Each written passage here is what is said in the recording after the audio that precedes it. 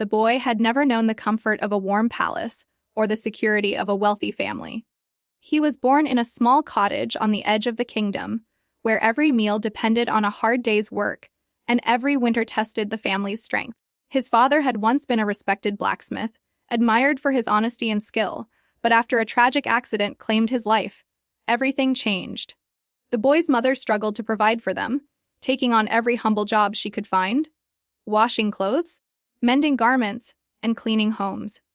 Despite working from sunrise until long after sunset, there were many nights when they shared a single loaf of bread and silently hoped the next day would be kinder.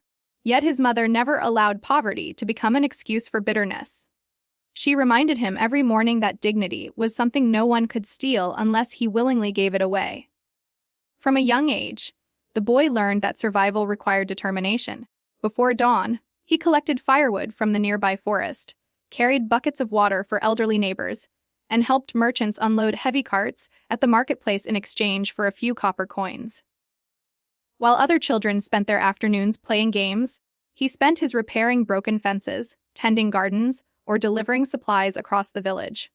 Every coin he earned went into supporting his mother, leaving little for himself.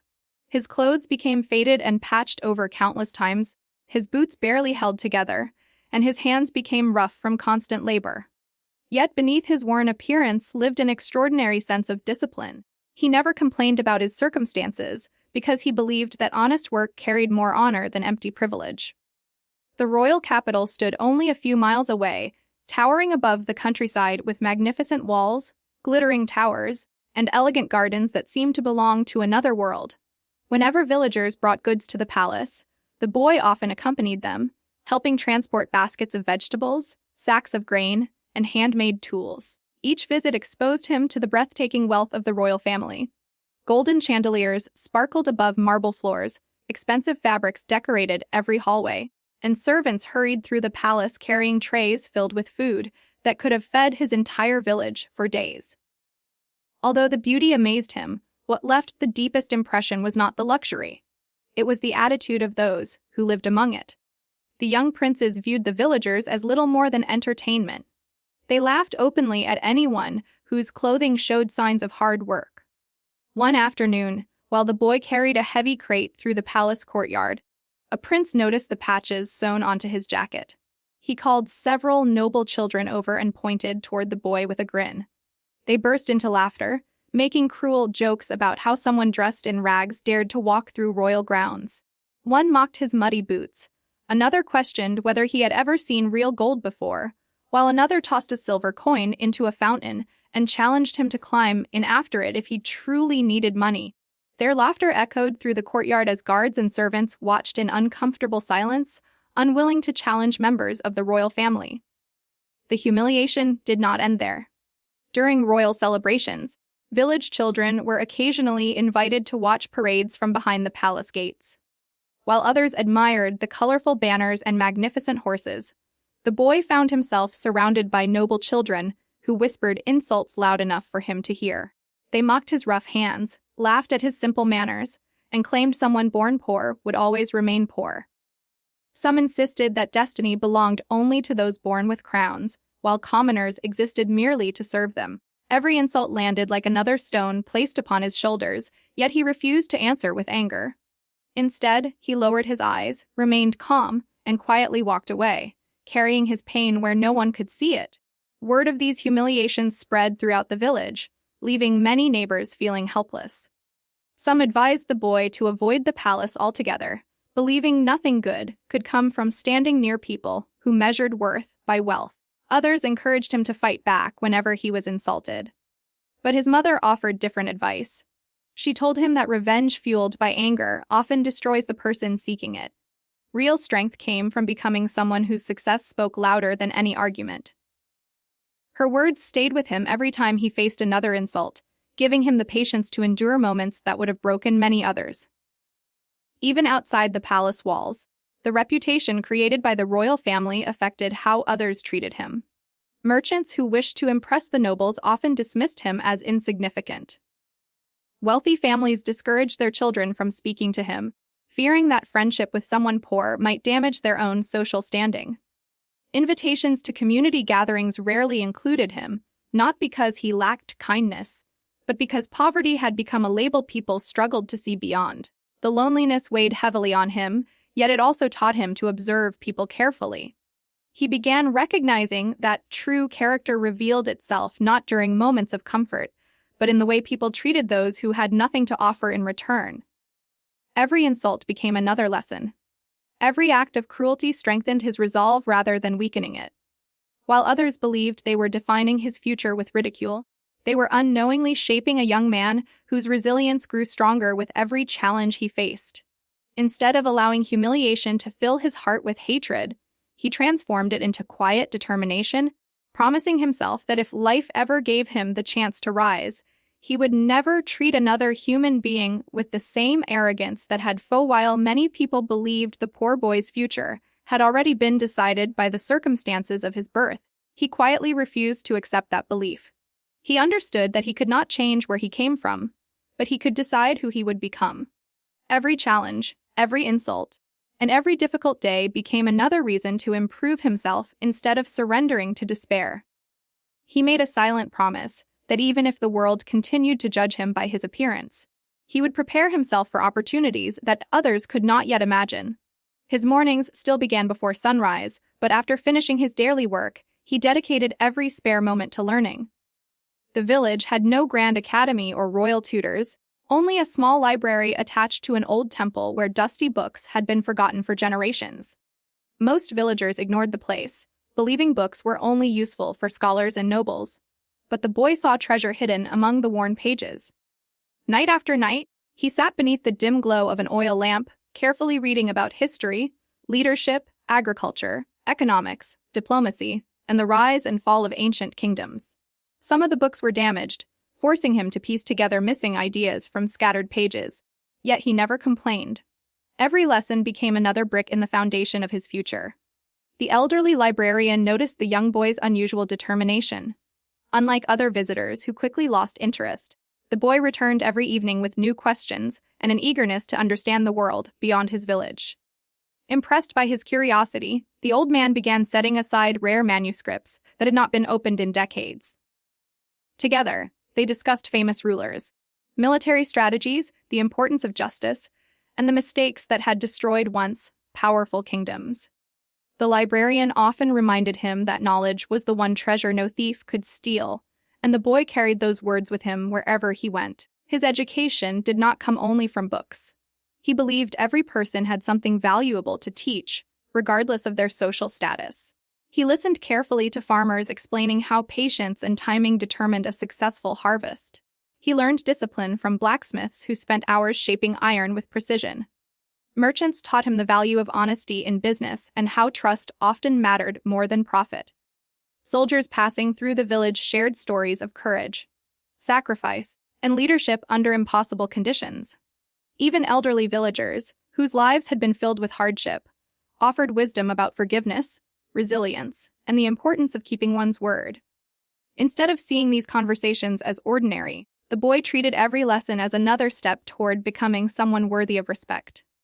One afternoon, while helping repair a bridge damaged by heavy rain, the boy met a retired royal commander who had quietly settled in the countryside after years of military service. Unlike many nobles, the old commander judged people by their actions rather than their clothing. Watching the boy organize workers, encourage exhausted volunteers, and solve problems without seeking recognition, the commander recognized qualities rarely found even among trained officers. Curious about his character, he began visiting the village regularly, offering lessons in leadership, strategy, discipline, and responsibility. Their training was demanding. The commander believed that true leaders earned respect through example, not authority. He taught the boy how to remain calm during conflict, how to make difficult decisions under pressure, and how to place the needs of others above personal pride. They practiced observing situations from multiple perspectives before acting. Rather than focusing only on physical strength, the commander emphasized emotional control, patience, and wisdom. Anyone can command through fear, he often said. Only a true leader can inspire loyalty through fairness. The boy also trained his body with the same dedication he gave to his mind. Every morning before work, he ran through the forests surrounding the village, climbed steep hills, and practiced sword techniques using wooden sticks carved from fallen branches. Without expensive equipment or experienced instructors, he relied on persistence and creativity. He watched experienced soldiers during public tournaments, carefully studying their movements and practicing alone until sunset. Bruises, sore muscles, and countless failures never discouraged him.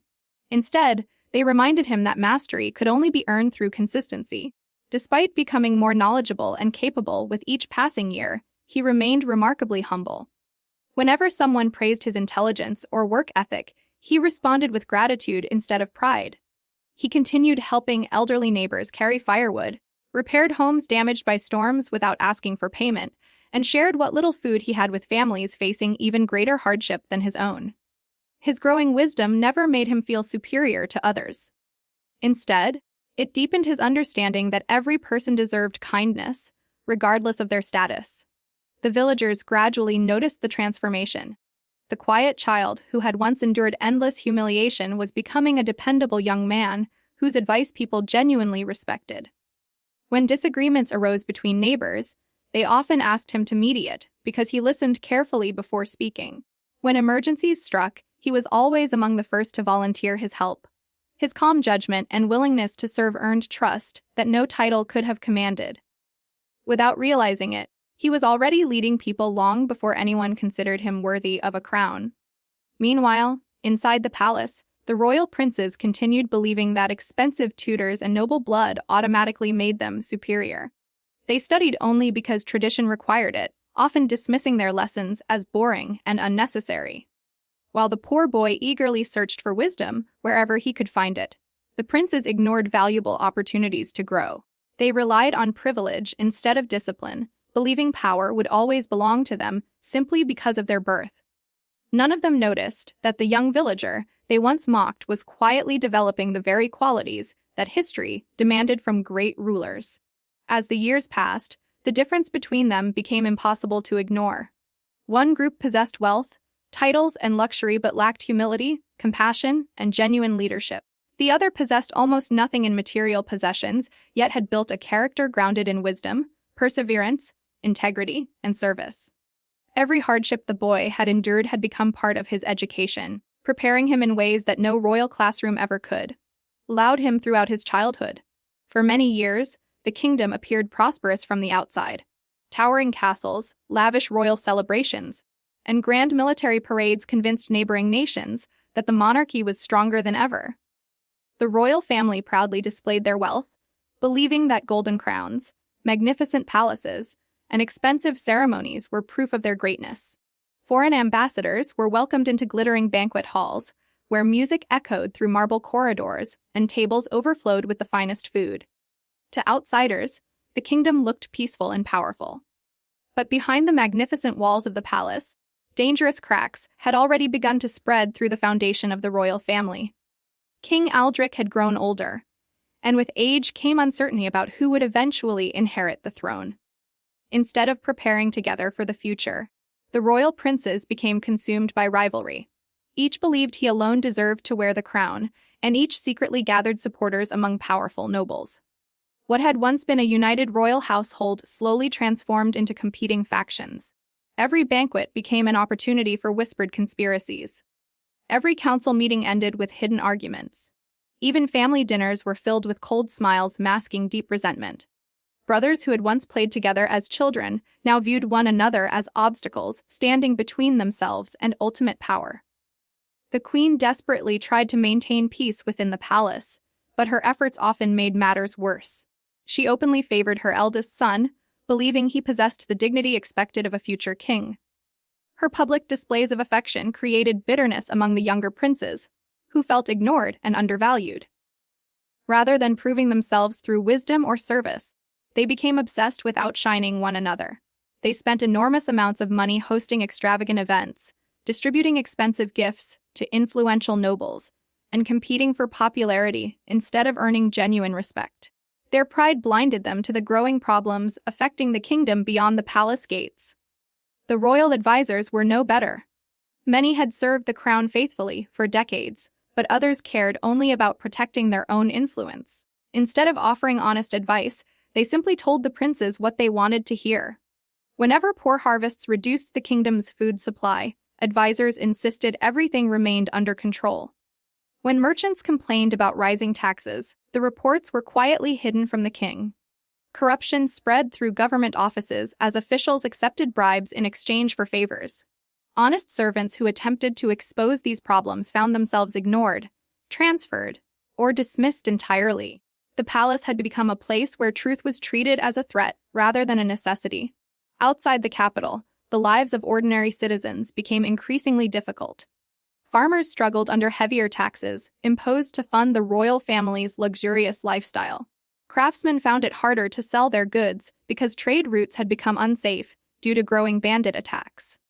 Small villages received little protection from royal soldiers, as many troops were stationed near the palace to guard the competing princes instead of defending the kingdom's borders. Families who had once proudly supported the monarchy began questioning whether anyone inside the palace truly understood their suffering. The boy witnessed these changes firsthand as he traveled between villages delivering supplies and helping local merchants. Everywhere he went, he heard the same concerns. Farmers worried they would lose their land. Shopkeepers feared bankruptcy. Parents wondered whether their children would inherit a better future or a kingdom sinking deeper into uncertainty. Instead of blaming fate, the boy listened carefully to their experiences, learning more about leadership through these conversations than any prince learned from palace tutors. He realized that a kingdom's strength did not come from magnificent castles, but from the well-being of its people. While citizens struggled, the royal princes remained trapped inside their own world of privilege. They organized lavish hunting competitions, expensive tournaments, and glamorous celebrations designed to impress foreign guests. They competed over who wore the finest clothing, who owned the fastest horses, and who hosted the grandest feasts. Every victory fed their arrogance. Every compliment strengthened their belief that they were born to rule. None of them noticed that the admiration surrounding them was often purchased through wealth or fear, rather than earned through genuine respect. Meanwhile, ambitious nobles quietly exploited the growing division within the royal family. Some secretly promised loyalty to multiple princes at the same time, hoping to secure powerful positions regardless of who eventually claimed the throne. Others spread false rumors designed to turn brothers against each other. Trust disappeared from the palace. Every conversation carried suspicion. Every alliance seemed temporary. Even the king found it increasingly difficult to determine whom he could truly rely upon. Decisions that once required a single meeting now became endless debates filled with hidden motives and personal ambition. The kingdom's enemies watched these developments with growing interest. Neighboring rulers had long admired the kingdom's wealth, but feared its military strength. Now they recognized signs of weakness that had previously remained hidden. Spies entered the capital disguised as merchants, entertainers, and travelers, quietly gathering information about political divisions within the palace. They reported that the princes cared more about defeating one another than protecting the kingdom itself. Foreign leaders realized they might not need to invade with overwhelming force. If the royal family continued destroying itself from within, the kingdom would eventually become vulnerable on its own. The military also began feeling the effects of poor leadership. Experienced commanders repeatedly requested additional resources to strengthen border defenses, but their warnings were dismissed as unnecessary expenses. Instead, large portions of the treasury continued funding palace renovations and royal celebrations. Soldiers stationed in distant regions lacked proper equipment, while expensive decorations filled newly remodeled royal chambers. Loyal officers grew frustrated as they watched practical needs sacrificed for appearances. Morale slowly declined among troops who felt forgotten by the very leaders they had sworn to protect. Even within the palace staff, quiet dissatisfaction spread. Servants overheard endless arguments between members of the royal family. Guards witnessed nobles exchanging secret messages late at night. Trusted attendants noticed documents disappearing from royal archives without explanation. Rumors of betrayal traveled through kitchens, hallways, and servant quarters faster than official announcements. Although few dared speak openly, many feared that the monarchy was approaching a crisis unlike anything the kingdom had faced in generations. As the seasons passed, the contrast between the palace and the rest of the kingdom became impossible to ignore. Beyond the castle walls, hardworking citizens struggled to preserve hope despite growing hardship. Inside the palace, pride, greed, and ambition continued poisoning relationships that should have protected the realm. Every selfish decision widened the distance between rulers and the people they were meant to serve. Every ignored warning allowed greater dangers to take root. Without realizing it, the royal family had become so consumed by protecting their own power that they were slowly losing the trust, unity, and stability that had once made their kingdom truly strong. As the kingdom drifted deeper into uncertainty, whispers of an ancient secret began spreading through the countryside. At first, they sounded like nothing more than old legends told by elderly storytellers around evening fires. They spoke of a forgotten promise made by a former king, a child who had disappeared many years ago, and a royal bloodline that history had intentionally erased. Most people dismissed these tales as myths created to entertain children, but a few older citizens exchanged uneasy glances whenever the stories were mentioned. They remembered fragments of events that had never been fully explained and names that had mysteriously vanished from official records. The poor young man paid little attention to these rumors. His days remained occupied with helping villages recover from poor harvests, settling disputes between neighbors, and assisting merchants whose businesses had suffered because of the kingdom's growing instability. He believed his purpose was to serve others, not chase stories about lost princes or forgotten heirs. Yet unknown to him, several people had quietly begun observing his actions. An elderly monk, a retired royal historian, and the former commander who had trained him all noticed striking similarities between the young man and someone the kingdom had long believed was gone forever.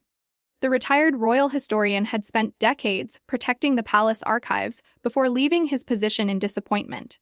During his years of service, he had uncovered strange inconsistencies in the kingdom's official records. Entire chapters of royal history had been rewritten. Important documents had disappeared without explanation. Portraits had been removed from palace galleries, and family trees contained suspicious gaps where names should have appeared. Whenever he questioned these irregularities, senior officials warned him never to investigate further. Eventually, he realized that someone powerful had deliberately erased part of the royal family's history. Unable to forget what he had discovered, the historian secretly preserved copies of several ancient records before leaving the palace. He stored them inside hidden compartments beneath a small chapel outside the capital, believing that one day the truth might become necessary. For years, the documents remained untouched. But as the kingdom descended into political chaos, he sensed that the time had finally come to reveal what had been hidden for decades. One evening, he invited the young man to the chapel under the pretense of discussing local history. The conversation began with ordinary questions about leadership, justice, and the future of the kingdom. Gradually, the historian produced faded scrolls, old maps, and carefully sealed letters bearing the royal crest. Each document revealed another piece of a forgotten story. Many years earlier, the kingdom had faced an attempted coup from ambitious nobles seeking to seize control of the throne. During the violence, a newborn child belonging to the royal bloodline had disappeared. The palace later announced that the infant had died during the attack, allowing the kingdom to move forward without further questions. But the historian had always suspected that the official account concealed a much deeper truth. Among the preserved records was a journal written by the kingdom's former royal physician. Its pages described the desperate efforts made to protect the infant from assassins who had infiltrated the palace. According to the journal, a loyal palace guard secretly carried the child away under the cover of darkness and entrusted him to an ordinary family living far beyond the capital. Only a handful of trusted individuals knew the truth, and they swore an oath never to reveal the child's identity until the kingdom once again needed its rightful heir. The young man listened in complete disbelief. The story sounded impossible. He had always believed he was simply the son of humble villagers who had worked tirelessly to survive.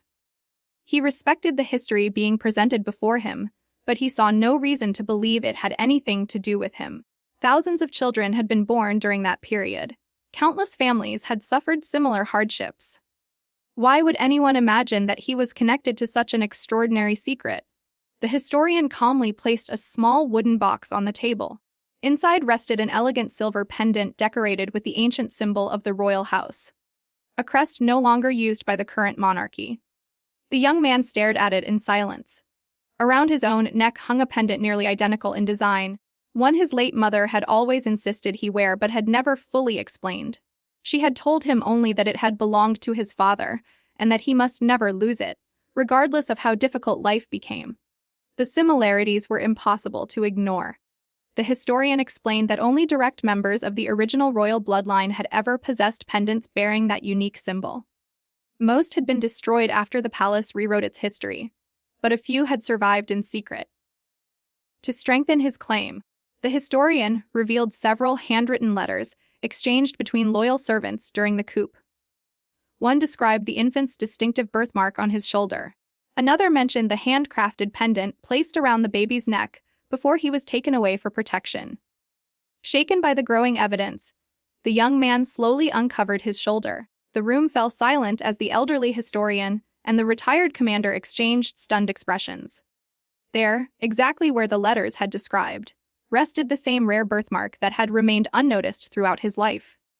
The commander, normally calm under every circumstance, struggled to hide his emotions. Decades earlier, as a young soldier guarding the palace, he had heard whispers about the missing royal child, but had believed the official announcement declaring the infant dead. Now, standing before him was a young man whose character, courage, and compassion had already earned the admiration of countless citizens, and whose identity suddenly carried unimaginable significance. The revelation spread carefully among a small circle of trusted individuals. Rather than rushing to announce the discovery, they knew the truth had to be verified beyond doubt. Additional records were recovered from abandoned monasteries, forgotten royal estates, and sealed chambers beneath the palace library. Every document pointed toward the same conclusion. Witness testimonies matched the historian's records. Ancient family seals aligned perfectly with the pendant. The timeline of the infant's disappearance matched the age of the young man exactly. Piece by piece, the forgotten history of the kingdom emerged from the shadows. Meanwhile, inside the palace, the rivalry among the princes continued to intensify. None of them had any idea that the foundations of their claim to the throne were beginning to crumble. They remained focused on defeating one another through political alliances and personal ambition, unaware that an entirely different heir had quietly grown into adulthood far beyond the palace walls. The nobles who had once laughed at the poor young man would soon be forced to confront records they could not deny, witnesses they could not silence. The revelation about the young man's true identity spread quietly among trusted allies, but before any official announcement could be made, the kingdom faced a crisis unlike anything it had experienced in generations. Years of corruption, division, and poor leadership had weakened the nation from within. Neighboring kingdoms had sensed the instability, ambitious nobles had grown restless, and fear was spreading among ordinary citizens. What had once been hidden beneath grand celebrations and royal ceremonies could no longer be ignored. The kingdom was standing on the edge of collapse. The first signs of disaster appeared along the northern border.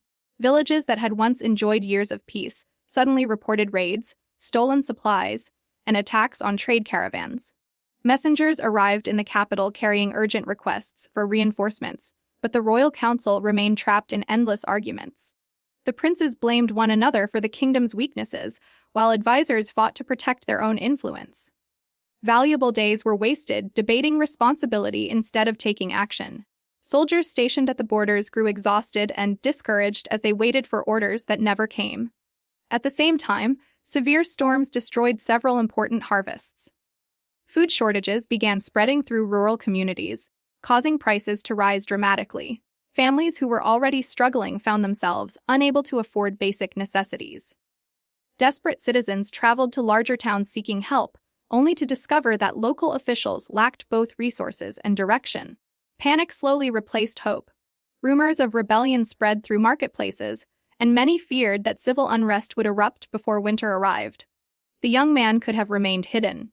The truth about his heritage was still known only to a select few, and no one expected him to take responsibility for problems created by the royal family.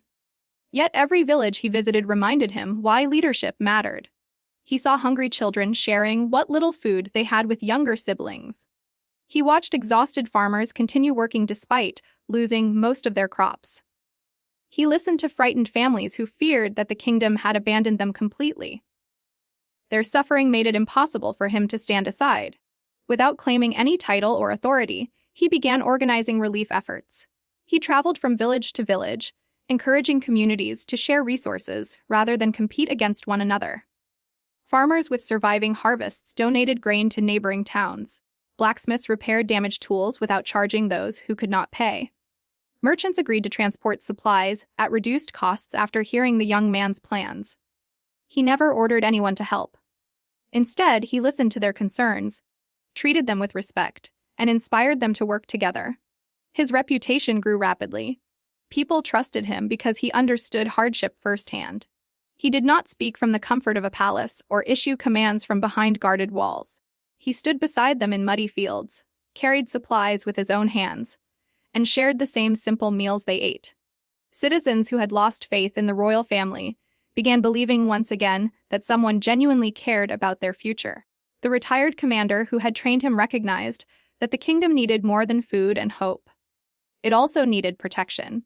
Border defenses had weakened, and many soldiers felt abandoned by the crown. The young man traveled to military outposts and met directly with the troops. Instead of demanding loyalty, he thanked them for their sacrifices. He listened to their frustrations and acknowledged the hardships they had endured. For the first time in years, many soldiers felt truly seen and respected. His humility surprised the officers. They were accustomed to nobles who viewed common soldiers as expendable. Here was a man who knew their names, understood their struggles, and valued their service. Inspired by his example, experienced commanders began volunteering their support. Veterans returned from retirement to help train younger recruits. Morale slowly improved, not because of promises of wealth or power, but because they believed they were finally fighting for someone worthy of following. As threats increased along the borders, the young man demonstrated remarkable strategic ability.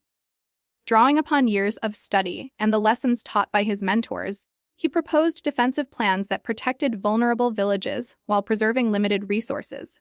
He encouraged cooperation between neighboring regions instead of allowing fear to divide them. His decisions were practical, compassionate, and effective.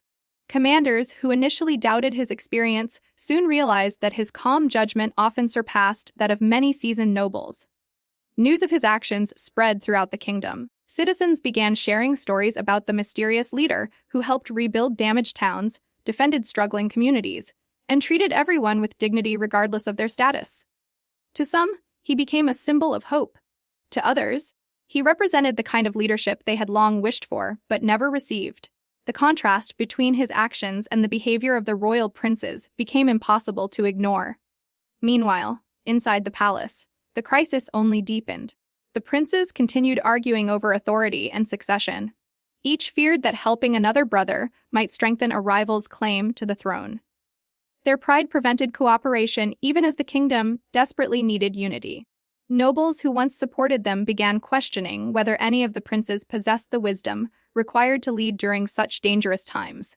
Eventually, one of the most heavily attacked border regions faced imminent defeat. Supplies were running low, defenses were failing, and thousands of civilians risked losing their homes.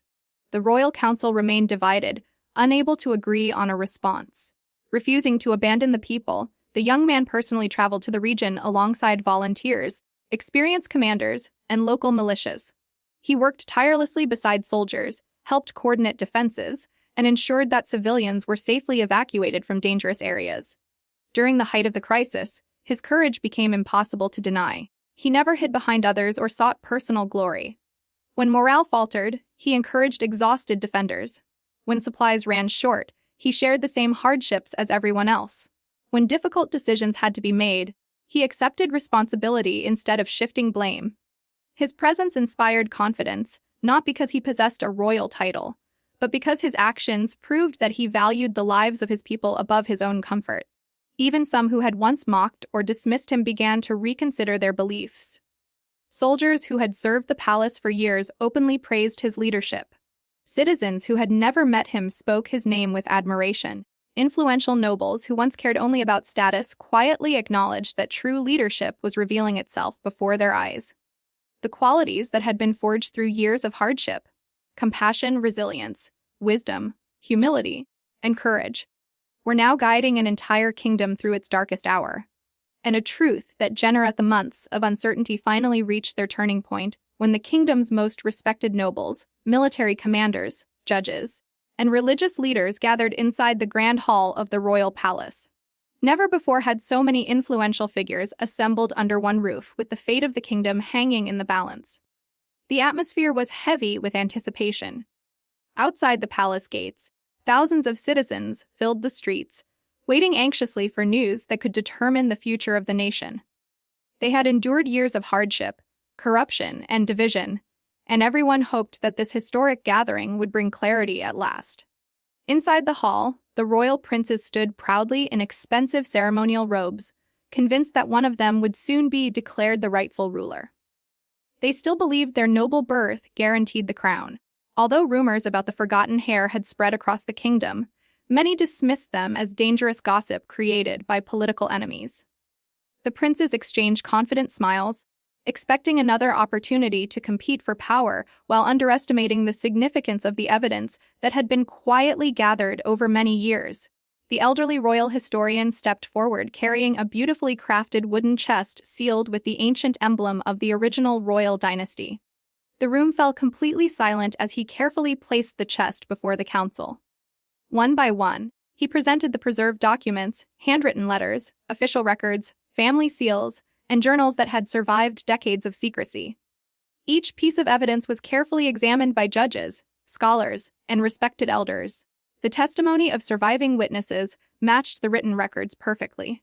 Every missing chapter of the kingdom's forgotten history slowly came back to life before the eyes of those present.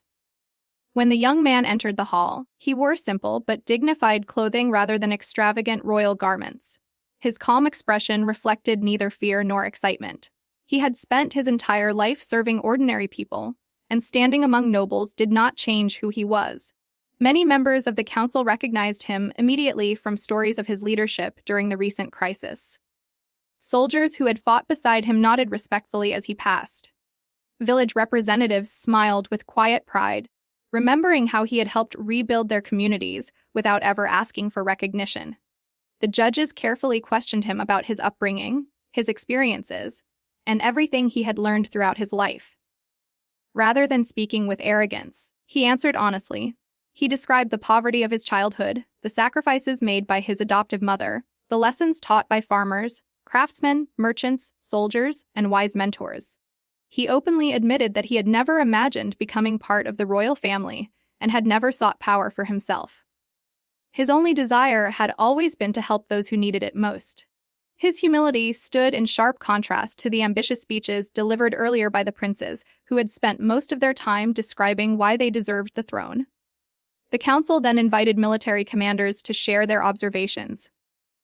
One after another, respected officers spoke of the young man's courage during border conflicts, his ability to unite discouraged soldiers, and his willingness to stand beside ordinary troops during the kingdom's darkest moments.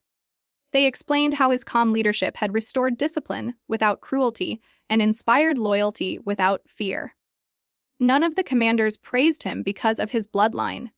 They admired him because they had witnessed his character under the greatest pressure. Representatives from villages across the kingdom were also invited to speak. Farmers described how he organized food distribution during the famine without favoring wealthy families. Merchants recalled how he protected trade routes and encouraged cooperation instead of competition. Craftsmen remembered his willingness to work alongside them despite the growing rumors about his royal heritage. Widows, elders, and community leaders all shared similar stories. They spoke of kindness, fairness, honesty, and compassion. Every testimony painted the same picture: a man who had already become a leader long before anyone considered placing a crown upon his head. The atmosphere inside the hall slowly changed. Nobles who had once doubted him found themselves questioning years of prejudice. Many remembered seeing the same young man mocked as a poor child in the palace courtyard. Some lowered their heads in embarrassment as memories of past cruelty returned to them. They realized that while they had judged him by his clothing and social status, they had completely failed to recognize the qualities that truly defined greatness. The eldest prince could no longer hide his frustration. He argued that royal tradition demanded the throne remain with those raised inside the palace. He insisted that years of royal education and noble upbringing carried greater importance than the experiences of an ordinary villager. His words echoed through the chamber, but they no longer carried the confidence they once had. Members of the council had witnessed firsthand how privilege alone had failed to protect the kingdom from corruption and division. The young man was given an opportunity to respond. He did not criticize the princes or remind anyone of the humiliation he had endured throughout his childhood. Instead, he spoke about responsibility. He explained that a crown should never exist to satisfy personal ambition. It should exist to protect the weak, uphold justice, unite divided people, and ensure that every citizen, whether rich or poor, felt valued by their ruler. He acknowledged that mistakes had been made throughout the kingdom's history, but insisted that lasting peace could only be built through fairness rather than revenge. His words resonated deeply throughout the hall. For the first time in many years, the assembled leaders heard someone speak about service instead of power. They saw a man who had experienced both hardship and hope, someone who understood the struggles of ordinary people without allowing bitterness to consume his heart. His journey had given him a perspective none of the princes possessed. After hours of careful deliberation, the council reached a unanimous decision. The ancient laws governing succession, the overwhelming historical evidence, and the countless testimonies of citizens and military leaders all pointed toward the same conclusion. The forgotten heir had not only been found, he had already proven himself worthy through his actions. As royal attendants approached carrying the centuries-old crown, the young man remained completely still. He looked across the crowded hall at the villagers, soldiers, advisors, and nobles whose lives had shaped his own. His thoughts returned to the small cottage where his adoptive mother had taught him that dignity could never be measured by wealth.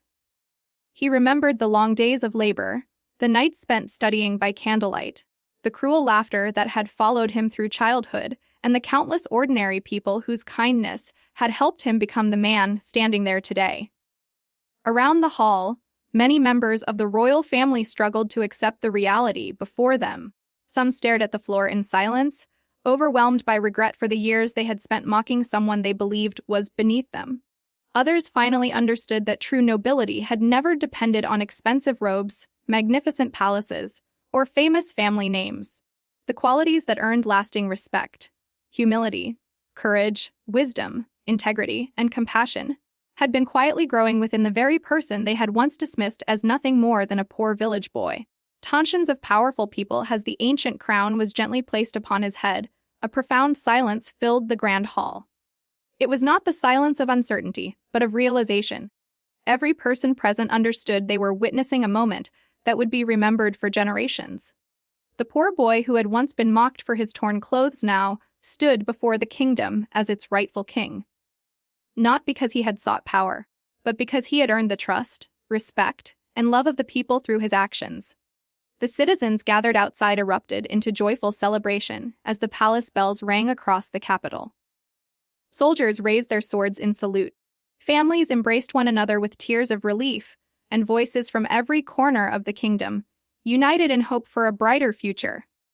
For the first time in many years, the people believed that the throne belonged to someone who truly understood their struggles. The members of the royal family stood quietly, overwhelmed by the consequences of their own pride. They remembered every insult, every cruel laugh, and every moment they had judged the young man by his appearance instead of his character. Wealth had made them feel superior, but wisdom had chosen a different path.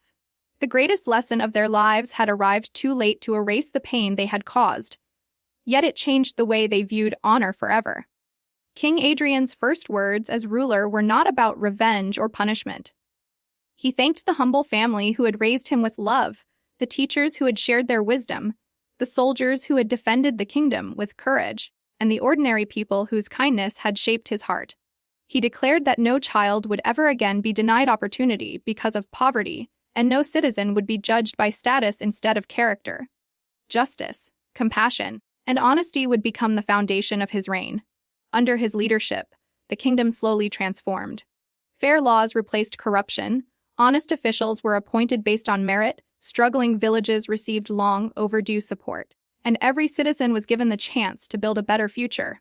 The palace, once known for arrogance and division, became a symbol of service and unity. The kingdom grew stronger not because of its wealth, but because its people finally trusted the one who wore the crown. Years later, parents told their children the remarkable story of the poor boy who became king. They reminded them that true greatness is never determined by expensive clothes, noble titles, or the opinions of those who look down on others.